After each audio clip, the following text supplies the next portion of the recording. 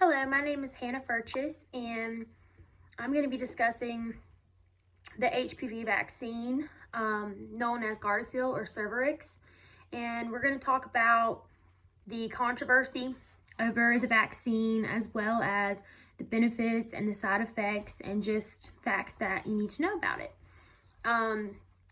The controversy over the HPV vaccine contains a couple different things. Some of the contributing factors include people underestimating their risk for HPV, the challenge of completing a 3-shot regimen, concerns about the cost, and parental barriers to acceptance.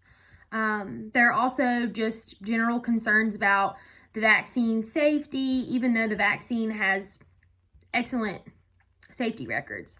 There have been claims that have linked the vaccine to mental retardation by a political figure. Her name is Michelle Bachmann, and these remarks have misled the public about the safety and the efficiency of the vaccine.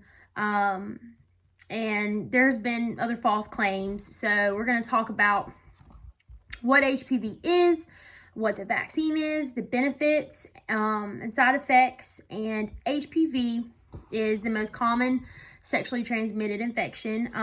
Many people with HPV don't develop symptoms, but can still infect others through sexual contact. You can get HPV by having vaginal, anal, and oral sex with someone who has the virus. It's most commonly spread during vaginal or anal sex. It can be passed even when an affected person doesn't have any signs or symptoms. Anyone who is sexually active can get the HPV, even if you only have sex with one person. Symptoms include warts on the genitals and the surrounding skin, and there's no cure for the virus, and the warts may go away on their own, but treatment focuses more on removing the warts. The HPV vaccine is recommended for all boys and girls from age 11 to 12, but they also allow you to get it as young as 9. If you get it between the ages of like 9 and 12, you only have to have 2 doses. If you wait until you're older, then you may be required to have 3 doses instead of 2. The vaccination is recommended for anyone up until the age of 26 if they're not already vaccinated.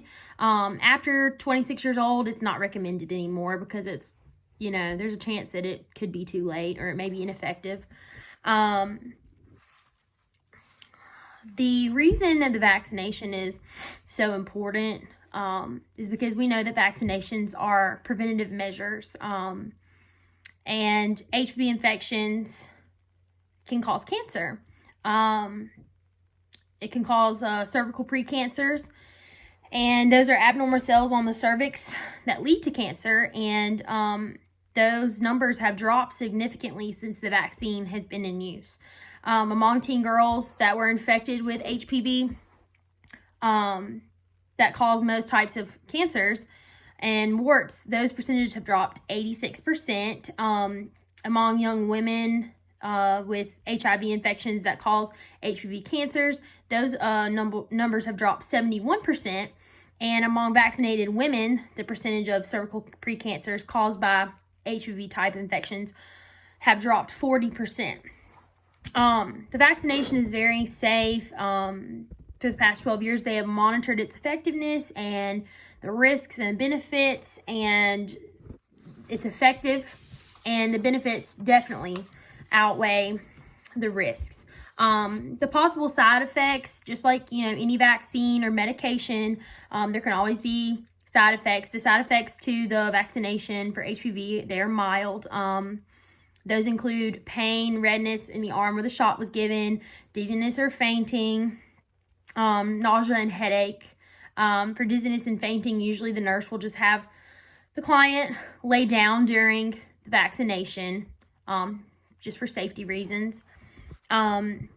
Another barrier to receiving the HPV vaccine is that some people are not informed that they can get this vaccine for free.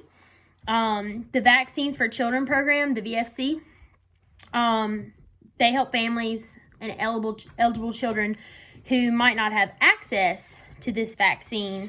And you can get this vaccine for no cost to children ages 18 and younger who are uninsured, Medicaid eligible, or American Indian, Alaska Native.